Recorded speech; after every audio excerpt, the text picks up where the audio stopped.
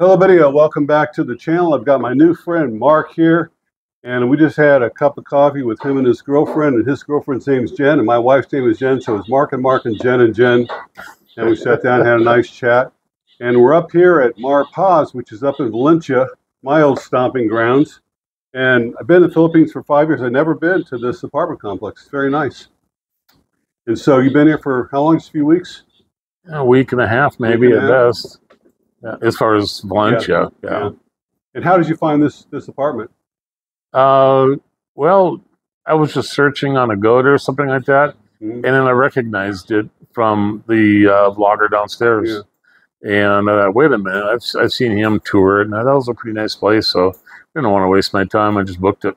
That's good. That's good. And so, where are you from? Minnesota, north of the Twin Cities, small little town. And I hear the weather there can be pretty harsh in the winter. My brother lived there. He said that, I don't know if it's true or not. He told me that in the wintertime, on a really cold day, you can take a cup of boiling water and throw it in the air. It comes down as snow. Is that true? Everybody says that. I've never tried it. It gets really cold. I mean, I grew up in Minnesota, so the rule of thumb was, I remember, like in school, it was you can have at least 1 week of 20 below. Wow. Fahrenheit. Wow. So, yeah, it's cold there. And so, well, tell me a little bit about your background. Like, you go to college?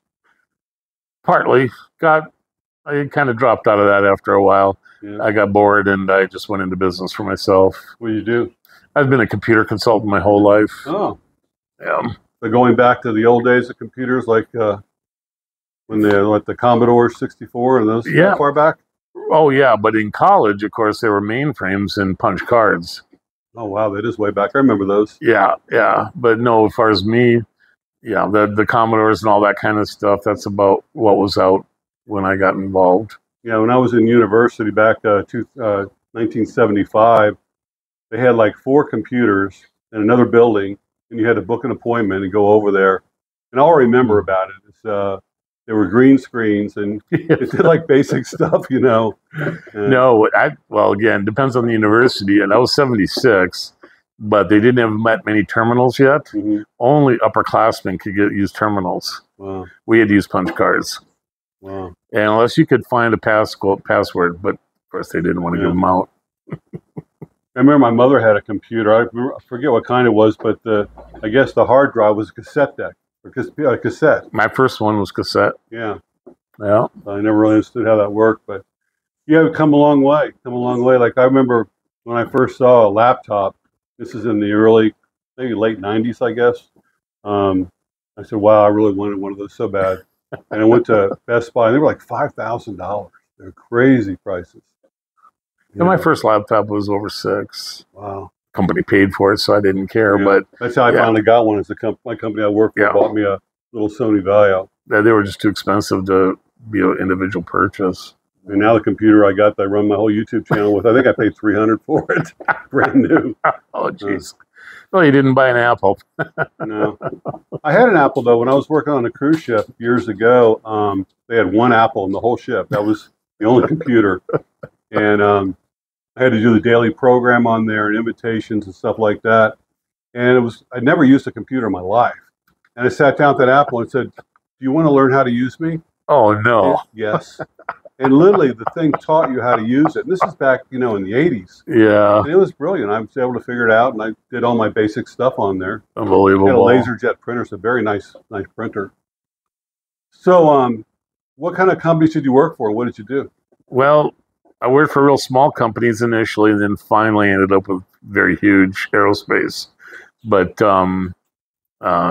different types of consulting, basically. Well, I had a period of time where I was computerizing schools, and we were either putting computer networks in the office or we were putting them in the classroom. Mm-hmm. So I did that for a few years. Small companies, whatever. And then when I got into the larger companies, again, just we're upgrading or maybe networking a complete kind of, we did a very large Fortune 50 company that wasn't even networked yet, but all their branches, 300 of them, had computers. So we networked the whole thing together. That was out of a team of, I think we were like 35-person company at that point. You're totally self-taught? Yeah. Wow. Yeah. How did you go about that? I mean, you didn't have online back then? Did you just read books or figure it out, or what? The company I was originally with that was for computers, and I was in college, the 76 range, 75 range. One of the responsibilities I had was stocking the bookshelf for purchase books. And the manager said, just leave me this much room for ham radio and you do the rest. So then I bought every book I could imagine that wasn't Apple, because we didn't do Apple. And I bought two, one for me and one for the company. Oh, wow, nice. And I read a lot. A lot. Yeah. But you could do it back then. The field wasn't so huge. Nowadays, I mean, as an example, when I'm doing software development as a manager, I had to come to the realization that my developers didn't know how to do databases. That's a different specialty. Yeah. Well, not when I was in school. Everybody did everything. So, but now it's just so diverse. Everybody's just a specialist in one little teeny area. With AI, it's just getting even more. So, well, you know, a lot of guys that you meet in Asia, we call them digital nomads. And I've heard of that. And they all found ways to make money online, all doing different things. Like I know guys that do websites and digital marketing and Shopify and, of course, YouTube channels. With your skill set, you know, have you ever thought about doing something online while you're here? Yeah. The thing I've been doing for the last 10 years is teaching. Oh. And because of COVID, I had to switch to remote, which we never thought would work, but we made it work. So I could continue to go back and do that. I just have to be doing it at night, you know, because of the time zone differences with the United States. Why don't you just teach people in this part of the world? They wouldn't pay. Yeah, but maybe there's foreigners over here that you could teach. Maybe. I'd have to check, but the rates that we can get in the United States are pretty high. Like, for example, how much? Probably over 200 an hour. Wow. I mean, that's worth getting up in the middle of the night. No, that's what I thought. No, I mean, maybe 2000. You could just do a few hours a week and live a great life over here. I know. Man, I would do that. I know. That's why I keep my license up and stuff. You know, as a matter of fact, it's due now. I got to pay for it again. That's incredible. You should do that for sure. I like it. I love teaching. It's fun. You know. Wow. I would have to fly home probably once in a while, usually to kick off a project or something. You know, but. Wow, that's a hell of an opportunity there. Right. So tell me why, you know, you're obviously a successful man. Why did you decide to come to the Philippines? Are you thinking about actually moving here and living here? Yeah. That's your plan. Right. Well, my plan initially in 2020, January, I made a decision to come over here on vacation in October. Check it out for a month or so, and if I like it, I'll retire and come over in January 2021. But then things happened. You can fly anywhere, of course. We all know that. Right. So when they finally opened up the Philippines, well, I was having some of my own health problems. I had to get past those before I came here. But I had already done some preliminary research, was watching different YouTube channels. I watched yours from the beginning, you know, and back when you met Paul and whatnot. So I'd already been doing some sort of research back in the beginning of 2020. Just couldn't do anything about it. You said you had health problems. What happened? I got something called syncope. What's that? You pass out for no reason. That's not good if you're riding a motorcycle in the Philippines. Tell me. I've never had it happen when I'm sitting, only when I'm standing. Blood pressure just goes, and then it drops. Usually with older guys like us, it's the opposite of high blood pressure. No, and that's the problem. I take blood pressure meds, but we kept backing off on them because I would just pass out all the time. Wow. Especially if I ever reached high like that when I was standing in the kitchen. So I had to move all my stuff down to the lower shelves. But it's gotten a lot better, you know. So do you have a plan over here for health, you know, like health insurance? Or? No, I do have a plan. Research all that. Yeah. I don't know.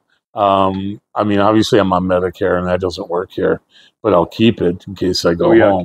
Well, the Medicare, you can keep it, you know, you don't do anything, but if you're Medicare Part B, you know, like I dropped that because I was paying $180 a month for nothing for 5 years times $180 a month. That takes care of a lot of health issues in the Philippines. Well, I'm worse. I have that, and I have supplement. So my Part B is 170, whatever the rate is now. Yeah. My supplement's about 250. Ooh. And for right now, I still have my doctor, which is $100 a month. Wow. So that I would drop. You got some expenses. Yeah, but it's about $400 a month if I kept it the way it is. Are you getting Social Security now? But yeah, Mm. yeah, that's all I'm living on right now. Mm. Now, you told me that back in America you got robbed. Yeah. Tell me about that. What happened? Well, I'd moved out of the house with my second wife, and I were getting divorced. Mm-hmm. So all my stuff, I just had to pack in a garage in the apartment complex. I didn't go there for months. I had to go back in there to get a tool, and all the expensive stuff was gone. Had a couple drum sets in there. I'm a professional drummer, and all my tools were gone. That kind of stuff. How would they know it was in there? You think it's an inside job? Somebody knew it was They probably there? saw me when it was open. Oh. But yeah, inside, I mean, I'm sure it was somebody in the apartment complex. Nobody else would see it, you know. Besides, there's hundreds of garages. How would they know which one to try? Yeah. Some are just a car, you know. Mm. So I'm sure it's somebody that saw me go in there once and saw how packed it was full of stuff. Jeez, that's terrible. Yeah. Yeah, it's funny. Like I had a storage locker for about 4 years, and finally went home and emptied it out. Got rid of what's the stuff I didn't want, and had everything shipped here. But like over the last couple of months, I've been thinking, like, whatever happened to, like, I had a really nice ceramic sculpture that hung on the wall. I go, wow, I haven't seen that. What happened to that? And there's like 4 or 5 items that I have no idea what happened to them. Oh, really? You didn't see them in so long. Yeah. And they've been in storage for so long, and it just said, wow, I don't know how somebody got in there, but. Well, I've had items like that, but then I asked my first wife, and she goes, "We sold that." Oh, okay. Yeah. I don't remember. Yeah. And so, you've got grown children in America? Grown, grandchildren? and they both. Yeah, my daughter has 1 child, and my son has 2. So yeah, they're in their 30s. And how did you break it to them that you were thinking about, leaving America and moving to the Philippines? Oh, I haven't said that. Oh, no, they don't know that yet. Yeah, you're not going to broadcast this, are you? I just remembered. I never said anything about moving. How did I break it to them? I'm going on vacation. Okay. No, I never said anything about moving. That's a good one. You haven't really made the decision 100% yet, right? I made the decision years ago. Yeah. No, I definitely, unless I got here and I didn't like it, but I love what I'm seeing. So people are great. Now, you were telling me about the place you were renting in America. What were you paying for your rent? It was just an apartment, 2-bedroom apartment. It was $2,550. Wow. But the rent was going to go up 600 something. So tell me about this apartment. Was it like a penthouse somewhere, or was it like? No, it was a piece of crap. It was. It was in Minnesota. No, this is in Denver. Oh, Denver. Okay. Yeah, and it was designed to make it look like it was kind of fancy, but it was a basic starter apartment. But they put granite countertops in and stainless steel on the appliances, that kind of thing. Otherwise, matter of fact, it had crown molding. No, look closer. It was baseboard turned upside down. Wow. So I mean, it was okay. Yeah, but for $2,500, geez. See, I lived in Denver again back in the '80s, and I don't remember, but I was in a high-rise downtown. Oh, okay. And you park, in the alley below. It was a studio. This is back when, in order to get a phone, you had to call the phone company and would say, what color do you want? You want green, you want white, you want black, Yeah, I remember. So, those days. Yeah. The push-button phones. But mine were dial. Yeah. I was paying like $400 or $500 a month, I think. Well, my first apartment was $300. But yeah, so they've gone up. $2,500. $2,500. Yeah. It was more than my house. The house I had that I moved out of because of the divorce, it was under $2,000 with mortgage and utilities and everything else. That's about what mine was too. Yeah. So no, it's just Denver's getting bad, just like every place else with inflation, And they're going to raise it $650. Yep. Jeez. No, I know for sure because I just went on the website and searched for apartments my style. Yeah. And they had one with my exact floor plan, and that's what the current price was. Wow. It was $600 more than mine. Was the building full? People actually renting them all? Pretty close to full. There's usually 4, 5, 6 that were empty out of a couple hundred, 150, something like that. Hey. So yeah, they're all, well, one thing that made it desirable, not for me, was that they accepted dogs. So that'd make me not want to live there. Well, I know, but I moved there because it was actually my daughter's apartment, and I moved there when I was going through a divorce. She moved out, and I kept it. But yeah, love dogs. I was one of the few that didn't have a dog. Lots of dogs here in the Philippines. They're free. You can just walk outside out, take that dog, and just pick it up. They're everywhere. They're everywhere. Yeah. So, once again, what was your motivation though about like giving up on America and you could just stay? I had there? a lot. I mean, I'm just not all that happy with America and where how this divisive it's been getting lately and everything. It's getting so expensive. If I don't want to work, then I'm stuck on Social Security. That's pretty tough to do in the United States. Yeah. But I can do it easy here. Oh yeah, really easy here. Yeah, and again, if I do want to work, like you said, I don't have to work full time. You mind saying how much you get on Social Security? How much? Yeah. You don't have to, but I'm just asking if you mind. I don't even remember. Approximately 3. Wow. Yeah. You don't have to do anything. You don't have to work at all. You can live like a king over here for that. Well, half of that goes to health insurance, I think. Oh, right. Yeah. Well, actually, about 500 goes to health, and another 500 would go to medicine. Because I'm on insulin and stuff. So. Are you diabetic? Yeah. But I've been eating better here, so I'm using less and less and less insulin. Hopefully, get to the point where I'm you using. You get a family doctor here, that'll look after you for like say $10 a visit. And that's so hard to comprehend. Yeah, that is just my doctor. I had because I was having some health problems too. I had COVID and everything while I was here, but he was actually texting me, say, "Are you okay?" Or sent you a new medicine at the pharmacy and checking on me. And I mean, real great service. Young guy, very good doctor.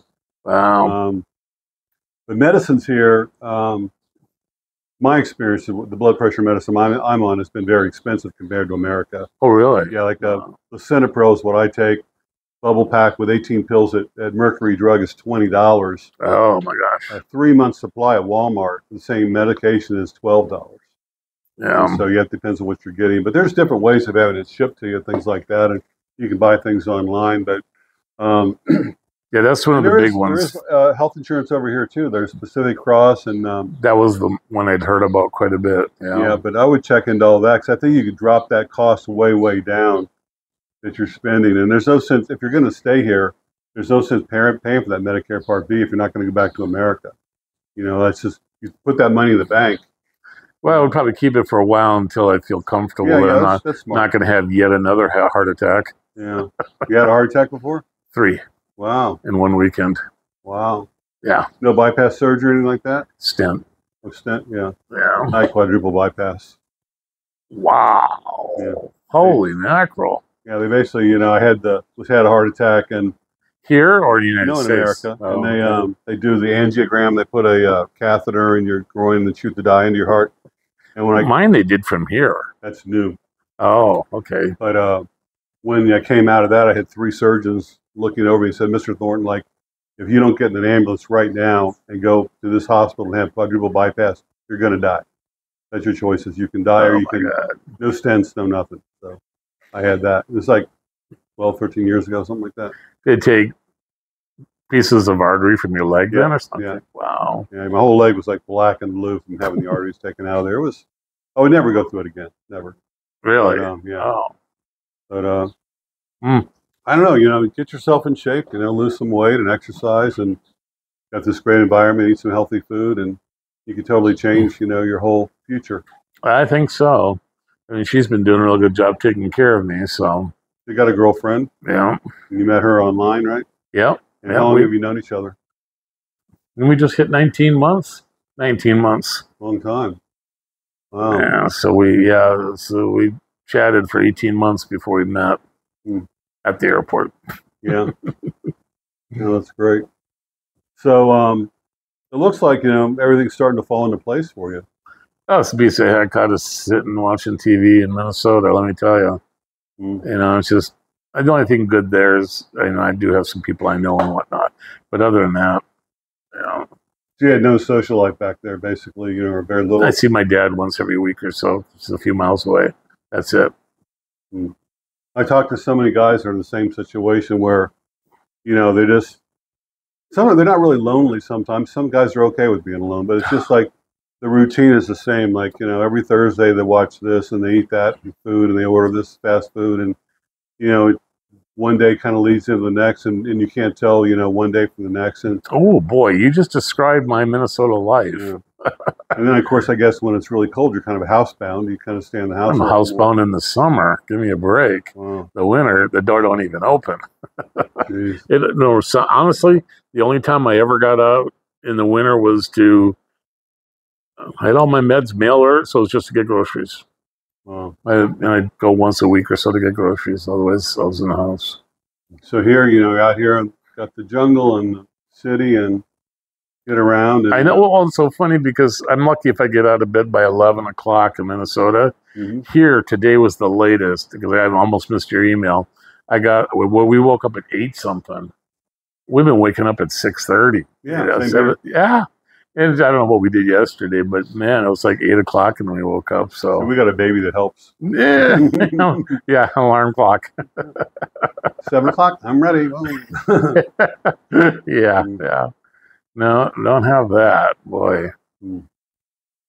Yeah. So, once you get settled in and stuff, I advise getting yourself a car or a truck or something to get around. And, we were talking earlier off camera, you saying that the driving seems kind of crazy here, but once I got used to it, I actually kind of prefer the driving over here than America.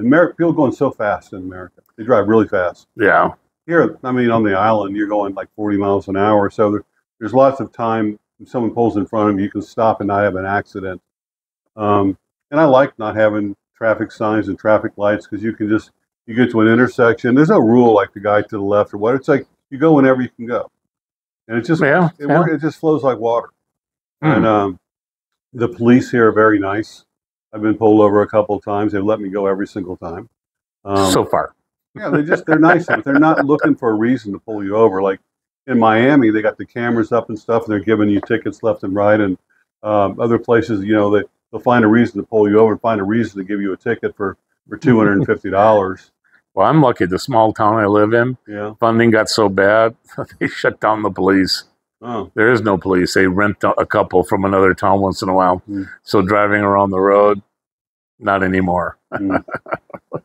But state police is still there. It's just, it's like in America, if a police car gets behind you, you get all nervous. Every time, yeah. And you've done nothing wrong. You're not drinking. You have everything. You got your insurance, all that stuff. But you're still nervous. You're still nervous. Here, a police car gets behind you. You don't think nothing about it. If there's one in front of you, it's going slow. Pass them. They don't care. Oh man, I don't think I've ever passed a police car in my life. Literally, you can drive right past them. They don't even try and pull you over. I've never done that. Yeah, I'd be shaking. Yeah, and so that's what I like about it. It's like they leave you alone here. They really do. And the people are so friendly. What's crime like in Minnesota? Well, where I'm a small town. I mean, so we'll say in Minneapolis. What's it like there? Average. Getting right in the heart of Minneapolis. Yeah. You got gangs and stuff like that. Oh, really? Well, they burned down half of Minneapolis. Remember with all the Rodney King and everything else type of riots? That was in California, Rodney King and all that stuff. But in Minnesota? Yeah, there was not just that. There was a few different things that were happening over a few year period. But they burned down a police station. Wow. Torched it. That was all in South Minneapolis. That kind of stuff doesn't happen here. Yeah, my mother lives in Louisville, Kentucky, and it was one of the. There was a. I think she was a EMF or a what do you call it? EMT, and they broke into her house. The police did in the middle of the night, thinking that they were in the wrong house. They broke into her house, and her boyfriend, who not a criminal, but he had a gun legally, and he thinks someone's breaking into the house. He wakes up and he's got a gun. The police come in, they shot her, killed her, and wounded him, and there was riots in Louisville. And I understand what they were upset about, but what was happening is these people, they were breaking into Kroger stores and burning cars on the side of the road. Like, okay, the guy's car you just broke into and burned, he didn't do nothing. Yeah. You might even be like, your neighbor, and you burned his car, and what did Kroger's do to you? Why do you have to burn Kroger? They were looking for an excuse to commit crimes and to go wild, like they just use that as an excuse. So those kind of things don't happen here. No school shootings, no mass shootings. I've never felt threatened in the Philippines ever, not once in 5 years. So yeah, it seems like that from what I've been here Well, I landed on the town, so we did a few hops before we got to Valencia here. But I've never felt threatened or anything like that. I walk across a busy street. Don't pay attention to the cars. Yeah. I think they're worried they'll get them dented because I'm so big. Well, so anyway, I'm glad things are working out for you, and hope to keep in touch with you. And, who knows, just maybe a whole nother chapter of your life open up here. Oh, I think so. It's going to take a little bit. I have to go back and get rid of the house and some things, but I don't know how long that's all going to take because I'm at the point where I don't care a whole lot anymore about back there. Yeah. When are you going to do that? Well, like I said, right now my flight is scheduled for October. Okay. Beginning of October, so then just see how fast I can do things. I'll be slowed down because I'm in the middle of the winter, Yeah, a month or two, and then if I can go that fast, Well, good for you. Well, all right. Well, thank you so much for your time, everybody. Thanks for watching. Thank you for subscribing. And if you share my videos with your friends, I appreciate it. We'll see you next time. Bye.